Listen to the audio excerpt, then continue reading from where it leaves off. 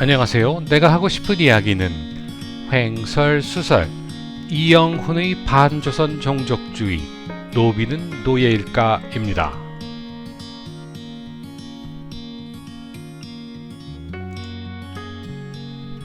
이영훈 패거리들의 조선 비하는 정말 눈뜨고 봐줄 수가 없습니다. 일제시대의 위안부를 말하면서 세종대왕이 종군 위안부를 제일 먼저 만드니라고 떠들어댑니다. 그런 개소리를 짓거리면서 불편하시지요? 라며 짓거려대는 그자의 주둥아리를 확 찢어버리고 싶었지만 문명사회의 지식인으로서 그리할 수 없음이 참으로 안타까웠습니다. 아무튼 이영훈 패거리들은 접경지역에 있었던 관기들이 일제시대 때의 종군 위안부와 마찬가지였다는 논리를 펴니다. 이들은 좌파들이 종군 위안부 파리가 지겨우면 그 종군 위안부 파리의 문제점이나 제시하면 될 일인 것이지 세종대왕이 종군 위안부를 처음 만들었다는 개소리는 물론이거니와 미군기지 주변의 사창가들도 종군 위안부였다는 개소리를 해대고 있습니다. 일제시대의 종군 위안부 문제의 쟁점을 도외시하고 엉뚱한 곳으로 논점을 옮기는 전형적인 공산주의자들의 토론 방법이라 하겠습니다.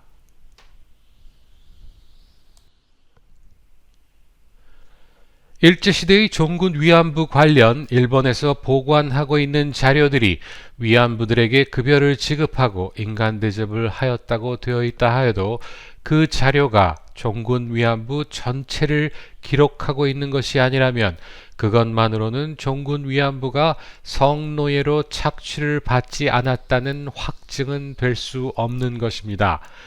종군 위안부가 무엇을 하는 일인지 정확하게 밝히지 않고 유인했던 사례들이 문제가 되고 있는 것이고 전쟁 중에 여자들에게 가해졌던 성적 착취 행위가 문제가 되고 있는 것인데 종군 위안부가 창녀라는 것을 알고서 지원한 여성들도 있겠지만 공장이나 그런 곳에 근무하는 것이라 속아서 창녀짓을 해야 한다는 것을 모르고 지원했다가 전쟁터로 끌려가서 원치 않은 창녀로 살았던 이들에 대한 문제를 논하고 있다는 것을 그들은 말하지 않습니다. 세종대왕이 기생들에게 다른 일을 할 것이라 속여서 접경지역에 보내놓고 그곳에 파견된 군관들의 수청을 들게 했습니까? 미군 기지촌에서 일하던 창녀들이 그곳에 창녀인지 모르고 속아서 끌려와서 도망도 가지 못하고 살았던가요? 위안부가 단지 부대 주변에서 군인들을 상대로 매춘을 한 것이었다라는 것이 중요 논점이 아닌데 이영훈 패거리들의 논점 이탈은 정말 어이가 없습니다. 2차 대전 초반에야 정해진 매뉴얼에 따라서 종군 위안부들이 관리가 되었겠지만 전쟁 후반에 들어서서 폐색이 짙어진 후에도 그 절차가 잘 준수되었으리라는 것은 믿을 수 없는 것입니다. 조선인뿐만 아니라 중국인, 동남아인, 심지어는 네덜란드인, 호주인 등도 일본군에게 강제로 끌려가서 위안부의 일을 했었다는 기록도 있는데 이영훈 패거리들은 일본이 주장하는 자료들만을 들먹이면서 종군 위안부는 자발적으로 창녀가 되기로 한 여성들 뿐이었던 듯 사실을 호도해냈습니다. 현재 좌파들이 종군 위안부 파리로 심기가 아무리 불편하다고 하여도 그 종군 위안부 파리로 나타나는 부작용을 이야기하면서 적당히 하라고 해야 맞는 것이지 엉뚱하게 종군 위안부는 강제가 아니었다고 주장하고 있는 이영훈 등의 엉터리 일방의 역사인식을 보수 우파들이 진실이라 믿고 좌파들과 대적하고자 한다면 백전백패가 되고 말 것이라는 것을 깨달아야만 합니다. 이영훈이 좌파들과 싸우고 있다는 것만으로 이영훈이 말하는 역사가 진실이 되는 것은 아닌 것입니다. 제가 이영훈을 비판하는 논조가 좌파들과 동일하다고 하여서 제가 좌파가 되는 것은 아닙니다. 미친놈을 미친놈이라고 하는 것에는 좌파나 우파라는 이념이 끼어들어야 할 이유가 없는 것이기 때문입니다. 그저 미친놈이라는 사실을 인식하고 그대로 평가하여서 미친놈이라고 하는 것일 뿐입니다. 보수 우파는 항상 옳고 진보 좌파는 항상 틀린 것이 아니라는 것을 인정하지 않는다면 결코 제대로 된 판단을 내릴 수가 없는 것입니다.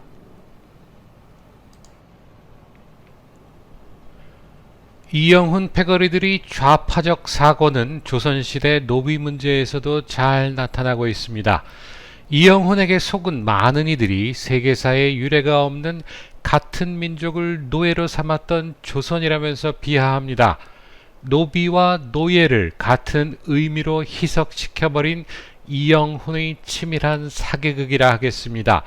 노비죄와 관련된 제일 오래된 기록에 고조선의 법률에 남의 물건을 훔친 자는 그 집의 노비로 삼는다고 하였으며 부여의 법률에 살인자의 가족은 노비로 삼는다고 되어 있다고 합니다. 그러면 이영훈이 주장하듯 같은 민족을 노비로 삼았던 것은 단지 조선뿐이 아니라 고조선, 신라, 고려에도 다 적용이 되어야 함에도 이영훈은 세종 때 노비 제도가 완비되었다면서 조선만을 비하해댑니다. 이영훈의 엉뚱한 조선 비하 편집증은 가히 역대급입니다. 어디서 엉뚱한 자료 하나 들고서 조선시대 노비가 전체 인구의 40%라 주장합니다. 조선시대에는 제대로 된 인구 조사 자료가 없었음에도 무엇인가 공인된 자료가 남아있는 양 연기를 해댑니다. 이영훈의 조선 비하를 비평하는 것의 댓글 중에서 참으로 한심한 것은 저보고 왕족이나 양반의 후손이냐 하는 질문을 한다는 것입니다. 제가 단지 왕족이나 양반의 후손이라서 조선을 미화한다고 주장하고 싶은 듯 합니다. 그에 대한 답을 드리겠습니다. 저는 왕족이나 양반의 후손 맞습니다. 되었나요?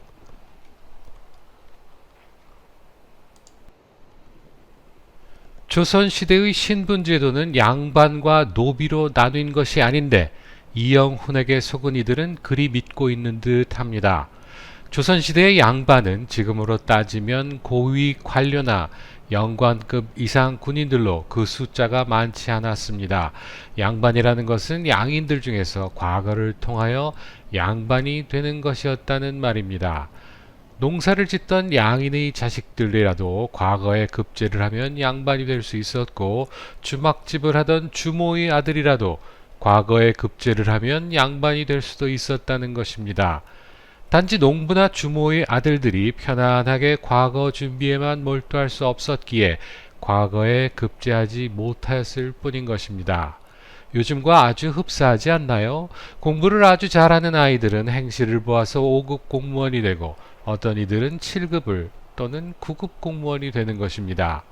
그런데 이영훈은 양반과 노비라는 두 종류의 계급만이 조선에 있었던 듯 사람들을 홀리고 있습니다.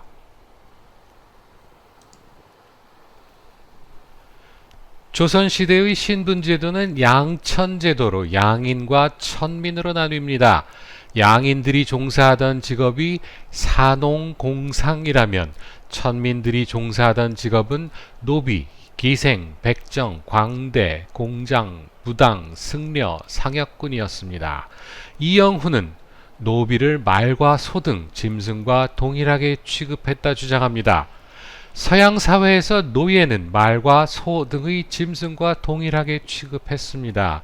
그래서 노예들이 죄를 지으면 노예가 아니라 그 주인이 벌을 받았습니다. 옆집 개가 사람을 물었다고 개를 구속 기소하지 않는 것과 마찬가지입니다.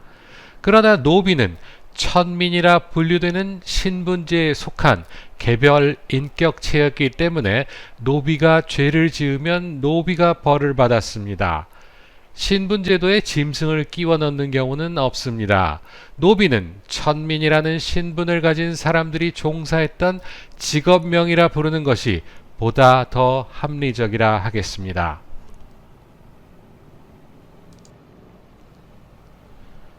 이영훈의 위험성은 교묘하게 보수 우파 국민들이 정신세계를 무너뜨린다는 것입니다.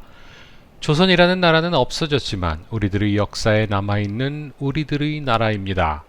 그런데 이영훈은 보다 객관적이고 공정하게 역사를 가르쳐야 한다고 입에 발린 소리를 하면서 있지도 않은 사실을 날조 왜곡하면서까지 조선을 비하하고자 몸부림을 치고 있습니다. 그들이 조선을 비하하는 이유는 단 한 가지로 보입니다. 종북 주사파들이 반일을 하니까 자신들은 그 반대편에 서서 친일 행각을 벌이고 있다고 밖에 볼 수 없습니다. 한글 창제의 의의를 단지 한자에 토를 달기 위한 것이었다 비하를 하고, 세종대왕이 같은 민족을 노예로 부려먹도록 한 나쁜 임금이었다 비하를 하고, 급기야 세종 때 종군 위안부가 최초로 만들어졌다고 주둥아리를 놀려대고 있습니다. 어찌 보면 조선시대에 유일하게 후대에 남는 업적을 이룬 유일한 임금인 세종을 갈기갈기 찢어버리고자 악다구니를 쓰고 있는 이영훈을 보면 그들이 젊어서 대한민국은 태어나지 말았어야 할 나라라면서 꼴값을 해대던 그 모습을 다시 보는 듯 합니다. 지금은 난세입니다. 온갖 가짜들이 애국자인 양 나대고 있는 현실에서 진짜와 가짜를 구별할 줄 아는 올바른 눈을 갖추어야만 할 것입니다. 불행하게도 그런 올바른 눈을 가지고 있는 국민들 숫자가 많아 보이지 않는다는 것이 참으로 안타까울 따름입니다.